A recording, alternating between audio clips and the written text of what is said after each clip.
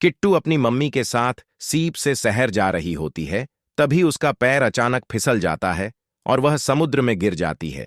किट्टू की मां घबरा जाती है और किटी को बचाने के लिए समुद्र में कूद जाती है। समुद्र में बहुत बड़ी व्हेल मछली थी। किट्टू की मां समुद्र में कूदकर किट्टू की जान बचा लेती। तभी व्हेल महली किट्टू की मां के ऊपर हमला करके देती है और दोनों के बीच में लड़ाई हो जाती है। किट्टू अकेली हो जाती है।